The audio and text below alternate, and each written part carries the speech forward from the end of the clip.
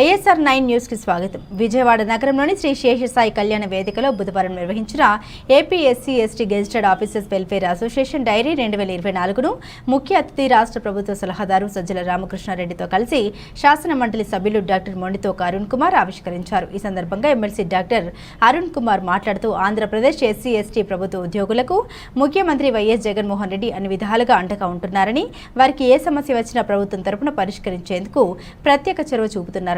అదేవిధంగా AP SC ST ఉద్యోగులు ఎదుర్కొంటున్న ప్రధాన సమస్య అయిన రిజర్వేషన్లు మరియు పదోన్నతుల విషయంలో మిడ్ లెవెల్ కమిటీ విధానాన్ని రద్దు చేసి ఐఏఎస్ ఆఫీసర్లతో ప్రత్యేక కమిటీని ఏర్పాటు చేయాలని ఇదివరకే సీఎస్ ప్రభుత్వ ప్రధాన కార్యదర్శి కేఎస్ జవహర్ రెడ్డి దృష్టికి తీసుకెళ్లామని, ఆ విషయంలో సానుకూలంగా స్పందించేలా శ్రీ సజ్జల రామకృష్ణారెడ్డి చొరవ తీసుకోవాలని కోరారు. దానితో పాటు గత 7 సంవత్సరాలుగా AP SC ST gazetted officers welfare association గా పనిచేస్తున్న యూనియన్ కు ప్రభుత్వ గుర్తింపునివ్వాలని, వారు సమావేశాలు జరుపుకోవడానికి ప్రభుత్వం తరపున ఏపీ ఎస్సీ ఎస్టీ ప్రభుత్వ ఉద్యోగులకు ప్రత్యేక స్థలం కేటాయించాలని, ప్రభుత్వ సచివాలయంలో ఎస్సీ ఎస్టీ ఉద్యోగుల తరపున లైజన్ ఆఫీసర్లను నియమించాలని పలు అంశాలని సలహాదారు సజ్జల రామకృష్ణారెడ్డి దృష్టికి ఉద్యోగుల తరపున ఎమ్మెల్సీ డాక్టర్ మొండితోక అరుణ్ కుమార్ విన్నవించారు.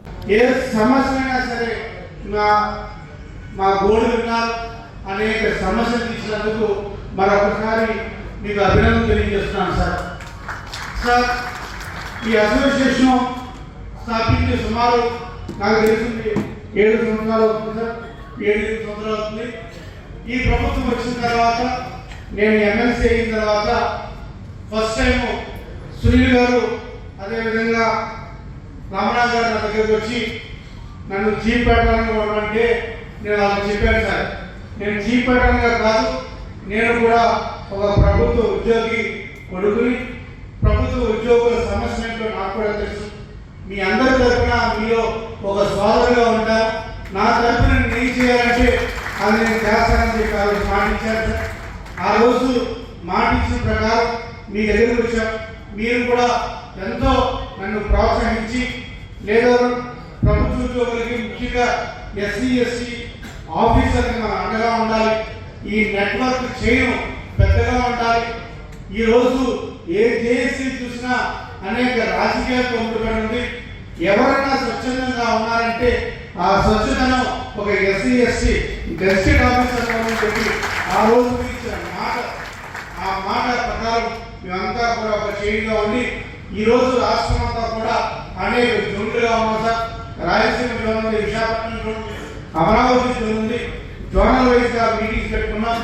ఈ ప్రభుత్వం ద్వారా ప్రభుత్వ ఉద్యోగస్తులకి, ప్రభుత్వ ఉద్యోగస్తులకి, ఆఫీసర్లకి ఏ విధంగా మేలు జరిగింది, ఏ విధంగా ఆత్మగౌరవంతో బతుకుతున్నారు, ఏ విధంగా ఆత్మాభిమానంతో ఉద్యోగస్తులు ఉన్నారని విషయాన్ని నలుగురికి తెలియజెప్పే కార్యక్రమం చేశాం సార్.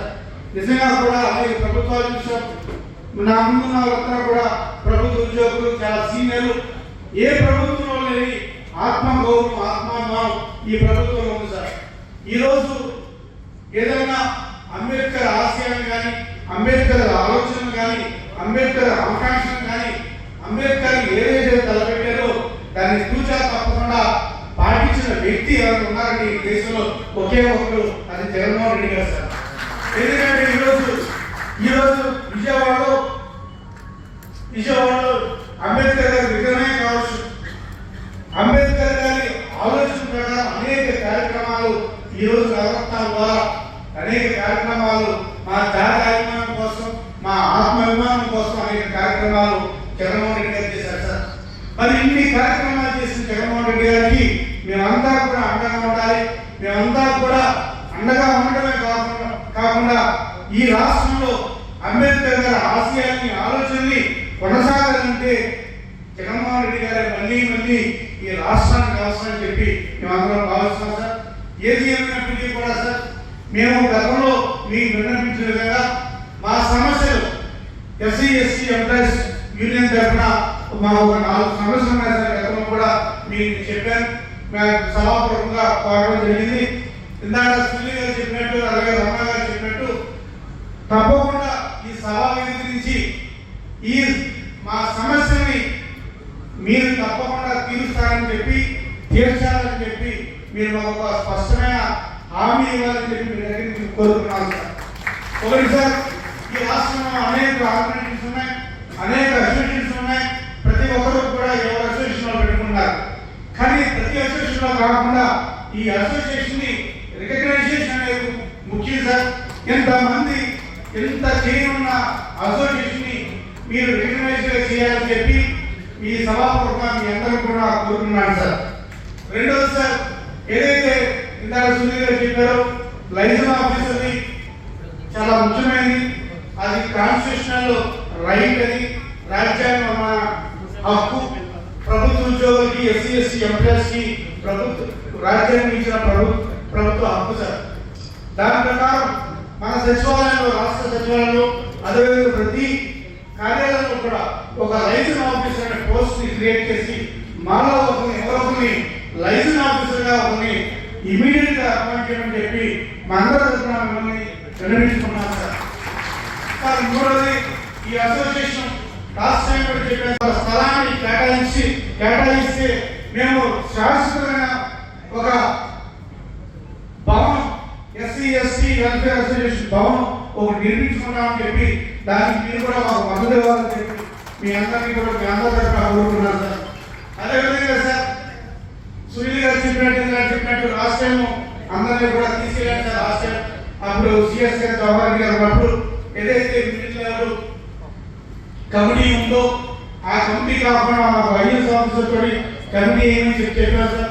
ఆ రోజు జవహర్ గారు కూడా మా అందరికీ కూడా చెప్పిన వాగ్దానం ఏంటంటే ఈ మిడిల్ లెవెల్ కమిటీ కాకుండా ఐఎస్ ఆఫీసర్ తోటి, ఓన్లీ ఐఎస్ ఆఫీసర్ తోటి నేను కమిటీ చేస్తాను. ఈ ముఖ్యంగా ఎస్సీ ఎస్టీ ఎంప్లాయీస్ కి అన్యాయం జరగకుండా చూసే బాధ్యత ఈ ప్రభుత్వం అని చెప్పి ఆ రోజు మాటిచ్చారు సార్. ఆ మాట ప్రకారం ఇప్పుడే కాదు, భవిష్యత్తులో ఎప్పటికీ కూడా ఈ ప్రభుత్వ ఉద్యోగులకి ఎటువంటి హాని జరగకుండా విధంగా ఒక శాశ్వతమైన ఒక రూల్ ని ఈ ప్రభుత్వం ద్వారా తీసుకురావాలని చెప్పి ఈ సభలో కోరుకుంటున్నాను సార్. ఇవన్నీ కూడా డిమాండ్ కదా సార్, ఇవన్నీ కూడా మా ఆకాంక్ష. మీరు తీరుస్తారు, మీరు చేస్తారనే నమ్మకం మాకుంది.